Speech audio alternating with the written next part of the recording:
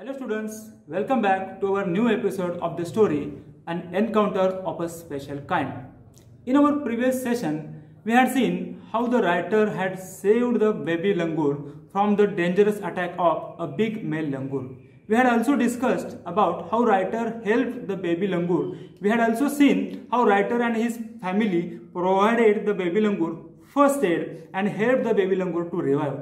Now let's see what happened next. I think you must have some kind of curiosity in your mind that what is going to happen in the story. विद्यार्थी मित्रांनो, पाठीमागच्या भागामध्ये आपण पाहिलं की लेखकाने आणि त्याच्या कुटुंबियांनी त्या बेबी लंगूरला कशा पद्धतीने वाचवलं, त्या मोठ्या लंगूरपासून त्याच्या तावडीतून कशा पद्धतीने वाचवलं आणि त्याला एक सोललेले केळ देऊन त्याला वाचवण्याचा कशा पद्धतीने प्रयत्न केला. त्यानंतरच्या पुढच्या भागात काय गोष्टी होणार आहेत, कशा पद्धतीने स्टोरी पुढे जाणार आहे ते आता आपण पाहणार आहोत. सुरुवातीला आपण परिचयाचं वाचन करणार आहोत. So now let's read the passage. My attention was fixed on the revival of the baby langur. Suddenly, I had an uncanny feeling of being watched. I turned away from the coop and looked up. There sat the mother langur on our kitchen roof, watching every move I made. She simply sat there quietly, as if convinced that no harm was being done to her child. Meanwhile, the baby sensed the presence of his mother and started to sob and cry a little louder. I retreated from the door of the coop to allow the mother access to her baby. My attention was fixed on the revival of the baby langur. इथे लेखक काय म्हणतात की माझं संपूर्णपणे लक्ष त्या लहान पिल्लाच्या रिवायवल होतं. रिवायवल म्हणजे काय, ब्रिंगिंग बॅक टू लाईफ, म्हणजे पुन्हा चेतन होणे, पुन्हा चेतना येणे किंवा पुनरुज्जीत होणे. त्याच्यामध्ये चैतन्य कशा पद्धतीनं निर्माण होईल, कारण ते बाळ जवळपास अर्धमेलं झालं होतं, ते पुन्हा चांगल्या स्थितीत कसं होईल याच्यावर संपूर्ण लक्ष लेखकाने केंद्रित केलेलं होतं. Suddenly I had an uncanny feeling of being watched. अचानकपणे एक विलक्षण भावना, एक विलक्षण फिलिंग लेखकाच्या मनात आली. कोणती फिलिंग होती? Of being watched. कुणीतरी आपल्याला निहाळते, कुणीतरी आपल्यावर नजर ठेवून आहे, अशा पद्धतीची भावना लेखकाच्या मनात आली. I turn away from the coop and looked up. त्या कूपपासून किंवा त्या केजपासून मी बाजूला झालो आणि वरती पाहिलं. काय लेखकाला दिसलं? There sat the mother langur on our kitchen roof. आणि लेखकाच्या किचनच्या रूपवरती तिथं कोण बसलेले होते? There sat the mother langur. त्या लहान पिलाची आई मदर लंगूर तिथं बसलेले होते. What was she doing? She was watching every move I made. लेखक जी काही कृती करत होते त्या प्रत्येक कृतीचं निरीक्षण ती बेबीची आई किंवा मदर लंगूर करत होते. She simply sat there quietly. ती तिथं शांतपणे बसलेली होती. As if convinced that no harm was being done to her child. तिला विश्वास वाटलेला होता किंवा खात्री पटलेली होती की या माणसापासून माझ्या बाळाला कुठल्याही प्रकारचा धोका नाही. आणि अशा पद्धतीने ते आश्वस्त होऊन she felt certain, she felt assured. Convinced means felt certain, assured. She was convinced that no harm was being done to her child. Meanwhile the baby sensed the presence of his mother and started to sob and cry a little louder. दरम्यानच्या काळात काय झालं, त्या बाळाला सुद्धा आपल्या आईचं अस्तित्व किंवा आपली आई जवळपास कुठेतरी आहे किंवा आपल्या आईची उपस्थिती त्याला जाणवलेली आहे. And what happen? The baby started to sob. Sob म्हणजे हुंदके देऊन रडण्याला सुरुवात केली. And cry a little louder. तुम्हाला माहिती आहे की लहान मुलं सुद्धा आईनं आपल्याला घ्यावं, आईचं लक्ष वेधून घेण्यासाठी आई जरा जवळपास कुठे दिसले की मोठमोठ्यानं रडण्याचा प्रयत्न करते किंवा भोकाड पसरणे आपण हा प्रकार करतो. ते लहान मूल त्याच पद्धतीचा काहीसा प्रकार इथं झालेला आहे. So the baby started to cry a little louder. I retreated from the door of the coop. लेखक म्हणतात की मी त्या कूपच्या, त्या केजच्या दरवाजापासून मी बाजूला झालो. Retreated means moved away or back. मी माघारी वळलो. कशासाठी? To allow the mother access to her baby. त्या आईला आपल्या बाळापर्यंत जाता यावं किंवा त्या आईला आपल्या बाळापर्यंत पोचता यावं, तिला काही अडचण वाटू नये यासाठी लेखक त्या कूपपासून, त्या केजपासून बाजूला झालेले आहेत. Now let's see what happen next. Immediately the mother descended on the floor of the coop and picked up the baby in her arms. She gave the baby a thorough body inspection to check his injuries and then cuddled him tightly in her bosom. The baby found great solace in her caring arms. The mother sat still with the baby in her lap for a few minutes. It was almost as if she was pondering over her options and trying to figure out how she could keep the baby safe from the further assault. लेखक त्या केजपासून किंवा कूपपासून बाजूला झाल्यानंतर काय झालेलं आहे पहा. Immediately the mother descended on the floor of the coop. ती जी मदर होती, त्या बेबीची मदर होते, she descended on the floor. Descended means moved downwards, खाली आली, उतरली off the coop and picked up the baby. आपल्या त्या पिलाला, आपल्या त्या बाळाला उचलून घेतलेलं आहे. कुठे? इन हर आर्म्स, आपल्या छातीशी जवळ तिला घेतलेलं आहे. She gave a baby a thorough body inspection. आणि आपल्या बाळाला जवळ घेऊन पूर्णपणे, संपूर्णपणे आपल्या बाळाच्या शरीराचं निरीक्षण किंवा एक्झामिनेशन, तपासणी त्या बेबीची तिच्या आईने केलेलं आहे. She gave the baby a thorough body inspection to check his injuries. कुठं कुठं लागलेलं आहे, काय लागलेलं आहे, किती जखमा झाल्या आहेत, या सगळ्यांचं निरीक्षण असेल किंवा एक्झामिनेशन, तपासणी त्या मदर लंगूरने केलेले होते. And then cuddled him tightly in her bosom. Cuddle means held closely, hugged means घट्ट आपल्या छातीशी आपल्या बाळाला तिनं कवटाळलेलं आहे. The baby found great solace in her caring arms. कुठल्याही बाळाला आपल्या आईजवळ गेल्यानंतर छान वाटतं, बरं वाटतं, कम्फर्टेबल वाटतं. तसंच त्या वानराच्या पिलाला सुद्धा आपल्या आईजवळ गेल्यावर खूप छान वाटलं. आपण म्हणतो की आपल्या मानवाचा, बाळाचा जर विचार केला तरी कुणापाशी बाळ राहत नाही, पण आईजवळ गेल्यानंतर बाळ शांत होतं, रडायचं थांबतं. त्याचं कारणच हे आहे की कुठल्याही बाळाला आपल्या आईजवळ सर्वात सुरक्षित आणि कम्फर्टेबल वाटत असतं. The baby found great solace in her caring arms. Solace means comfort and peace, दिलासा, निश्चिंत झालं. आपल्या आईच्या कुशीत ते बाळ निश्चिंतपणे राहिलेलं होतं. The mother sat still with the baby in her lap for a few minutes. काही मिनिटासाठी ती आई आपल्या बाळाला मांडीवर घेऊन शांतपणे बसून राहिली. It was almost as if she was pondering over the options and trying to figure out how she could keep the baby safe from further assault.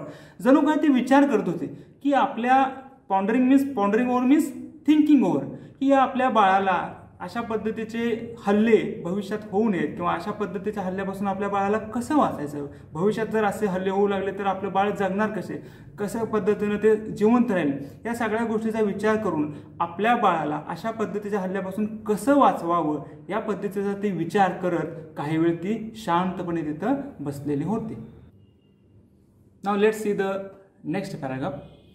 For a few seconds, the mother langur looked straight into my eyes. Even today, I cannot forget that look in her eyes, showering silent gratitude on me for saving her child. I was overwhelmed by the emotion, the sentiment, and the way she said thanks to me. There sat a universal mother holding a stricken child in her lap. Then, in a flash, she jumped with her baby clinging to her belly and reached our kitchen room.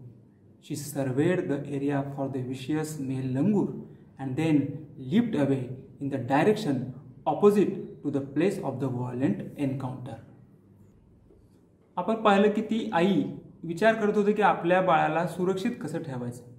For a few seconds, the mother langur looked straight into my eyes.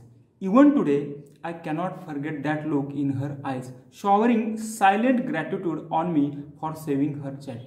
काय म्हणतात लेखक इथं की काही second करता ती जी आई होती त्या आईनं माझ्या डोळ्यात डोळे घालून पाहिलेलं होतं आणि आज सुद्धा मी त्या डोळ्यामधील लुक आजही मी विसरू शकत नाही.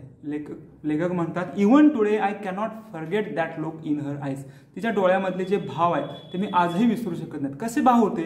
Showering silent gratitude. शॉवरिंग म्हणजे एक्सप्रेसिंग. त्या डोळ्यातून कुठल्या भावना लेखकाला जाणवत होत्या? Silent gratitude. मूकपणे ती धन्यवाद देत होते. Gratitude means थँकफुलनेस. ती तोंडानं सांगू शकत नव्हते की थँक्यू व्हेरी मच. आपल्याला कोणी मदत केली की आपण म्हणतो थँक्यू व्हेरी मच, पण त्या मुक्या प्राणानं आपल्या भावभावना व्यक्त करण्यासाठी एकच माध्यम होते ते म्हणजे डोळे. Showering silent gratitude on me for saving her child. Why was the mother expressing the feeling of gratitude? Because the writer had saved her baby. लेखकाने तिच्या बाळाला वाचवलेलं होतं आणि म्हणूनच तिनं त्या बेबीला वाचवल्यामुळं त्या बेबीची जी आई होती ती आई काय करत होती? आपली भावना, कोणती भावना? ग्रॅटिट्यूडची भावना आपल्या डोळ्यातून व्यक्त करत होते. म्हणूनच लेखक म्हणतात even today I cannot forget that look in her eyes. आपल्याला आपले डोळे बोलतात असं म्हणतात. प्राण्यांचे सुद्धा डोळे बोलतात. डोळ्यातून आपल्याला व्यक्तीचे प्राण्यांचे भाव आपल्याला टिपता येतात. तेवढी सेन्सिबिलिटी किंवा सेन्सिटिव्हिटी आपल्याकडे असायला मात्र हवी. I cannot forget that look in her eyes showering silent gratitude on me for saving her child. I was overwhelm by the emotion.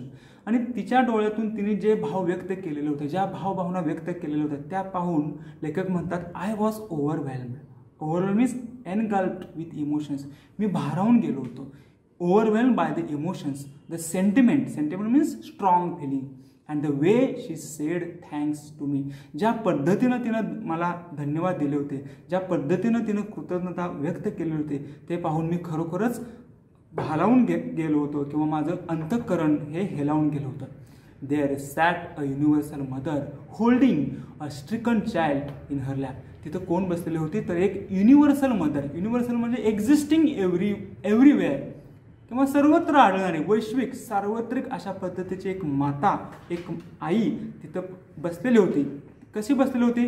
Holding a stricken child in her lap. आपल्या मांडीवर कोणाला घेऊन बसलेली होती? Holding a stricken child. Stricken means suffered, affected, पीडित, ग्रस्त, जर्जर, ज्याच्यावर हल्ला झालेला आहे, असं त्रस्त अशा बाळाला घेऊन ती एक वैश्विक माता, सार्वत्रिक माता तिथं बसलेली होती. Then in a flash she jumped with her baby clinging to her belly and reach our kitchen room. नंतर काय झालं? In a flash means very quickly, लगेच, ताबडतोब, क्षणार्धात. She jumped with her baby. आपल्या बाळाला पोटाशी धरून तिनं काय केलेलं आहे? उडी मारलेलं आहे. She jumped with her baby clinging to her belly. Clinging means adhering closely, बिलगलेले, पोटाला बिलगले. बेली मीन्स पोट, the part of the body below the chest. छातीच्या खालचा जो भाग आहे त्याला आपण काय म्हणू? पोट, किंवा इंग्लिशमध्ये त्याला म्हणू belly. And reach our kitchen room. आपल्या बाळाला पोटाशी, बिलगलेल्या बाळाला पोटाशी घेऊन ती कुठे गेलेली आहे? She went to writers kitchen room. She surveyed the area for the vicious male langur. Surveyed means न्याहाळला, टेहळणी केली, निरकून पाहिला. कशासाठी? In English what we can say for surveyed? She surveyed the area means she looked carefully, she looked everywhere. तो लंगूर, तो mail लंगूर अजून जवळपास कुठं आहे का, अजून तो हल्ला करू शकतो का, यासाठी तिनं इकडं तिकडं टेहळणी केलेली आहे. She surveyed the area for the vicious male langur. Vicious म्हणजे इव्हिल, विकेड. त्या दुष्ट वानराची टेहळणी करण्यासाठी किंवा त्याचा कानोसा घेण्यासाठी तिने सर्वे केलेला आहे, निरखलेला आहे तो सगळा भाग. कशासाठी? की पुन्हा एकदा तो येईल आणि आपल्या बाळावर हल्ला करेल. She surveyed the area for the vicious male langur and then leapt away in the direction opposite to the place of the violent encounter. त्यानंतर तिने काय केलं आहे? Leapt away in the direction. Leapt means jumped. Where did she jump? She jumped away, she leapt away in the direction. कुठल्या दिशेला? Opposite to the place of the encounter. की तिथं ज्या ठिकाणी एन्काउंटर झाला होता, ज्या ठिकाणी ती घटना, कोणती घटना? त्या लहानग्या पिलावर हल्ला करण्याची घटना झाली होती. त्या ठिकाणाहून, त्या ठिकाणाच्या विरुद्ध दिशेला तिनं काय केलेलं आहे? उडी मारलेलं आहे आणि ते आपल्या बाळाला घेऊन गेलेले आहे. The brief meeting with the mother and the baby langur convinced me that interspecies communication and mutual trust is indeed a reality, and should anyone strike the right chord, the relationship hums into action. The mother langur showed me that food was not the only means of communication between man and animal, but that there were other means of establishing a bond through trust, compassion, and mutual understanding. 55 years have passed since that day. I am now 70 years old, but I still fondly remember that encounter of a special kind. या सर्व प्रसंगातून लेखकाला काही गोष्टी जाणवलेल्या आहेत. The brief meeting with the mother and the baby langur convinced me that interspecies communication and mutual trust is indeed a reality, and should anyone strike the right chord, the relationship hums into action. वाक्य जरा मोठं आहे, आपण शिस्तीत बघूया. The brief meeting, तो काय थोडासा सामना झालेला किंवा छोटीशी मीटिंग झाली होती. कुणाशी? लेखकाची. With the mother and the baby langur convinced me. लेखकाला खात्री पटली. कुठल्या गोष्टीची खात्री पटली? की that interspecies communication. Interspecies means between two species. प्राणी मात्रामधील जे काही कम्युनिकेशन आहे, संप्रेषण आहे किंवा भावभावना किंवा आपल्या मनातील इच्छा, आकांक्षा, विचार पोहोचवण्याचं दळणवळण, संप्रेषण, ह्या कशावर अवलंबून आहे? That is interspecies communication and mutual trust is indeed a reality. Mutual trust म्हणजे परस्पर विश्वास. हे काय? ती खरोखरच एक रियालिटी आहे. It is indeed a reality and should anyone strike the right chord the relationship hums into action. इथं लेखक काय म्हणतात की जर खरंच आपल्या मनाच्या तारा योग्य प्रकारे तर छेडल्या गेल्या किंवा आपण एकमेकांना चांगल्या पद्धतीनं ओळखायला लागलो किंवा आपण एकमेकांच्या बद्दल परस्पर विश्वास निर्माण झाला तर काय होऊ शकतं? लेखक म्हणतात if anyone strike the right chord the relationship hums into action. Relationship hums into action म्हणजे परस्पर संबंध अधिक मधुर होतात. Means hums into action means becomes active, lively. The relationship hums into action.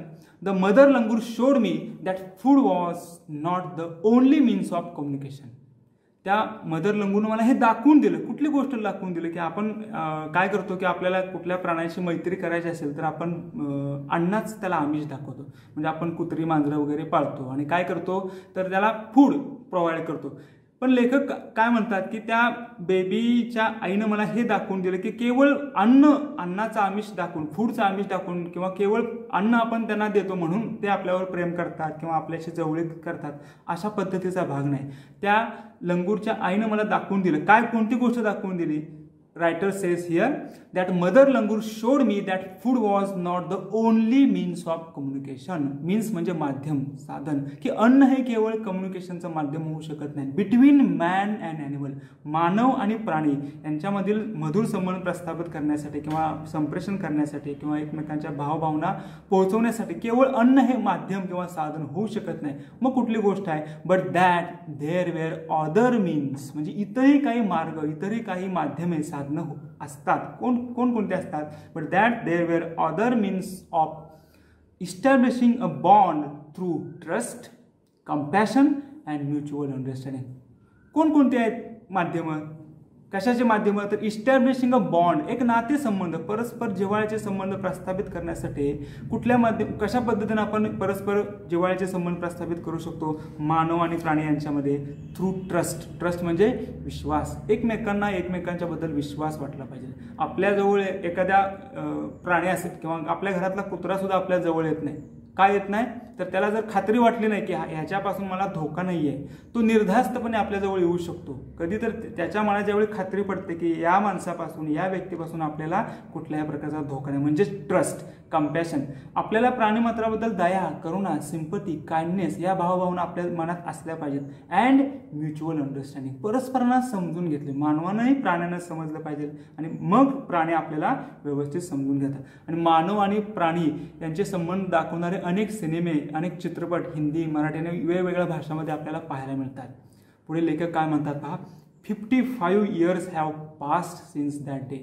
त्या घटनेपासून, त्या दिवसापासून जवळपास 55 म्हणजे 55 वर्ष उलटून गेलेले आहेत. नाव I am now 70 years old. लेखक म्हणतात मी आता 70 वर्षाचा आहे. मग ही घटना कधी घडलेली होती? लेखक किती वयाचे होते? तुम्ही कॅल्क्युलेट करा आणि ठरवा. But I still fondly remember that encounter of a special kind. लेखक म्हणतात की 55 वर्षापूर्वी घडलेली अशी ही घटना आहे, पण अजून सुद्धा ती घटना जशीच्या तशी माझ्या मनासमोर ताजीतावाने आहे. अजूनही मी लविंगली, प्रेमपूर्वक ती घटना आठवतो. म्हणून लेखक शेवटी म्हणतात I am now 70 years old but I still fondly remember that encounter of a special kind.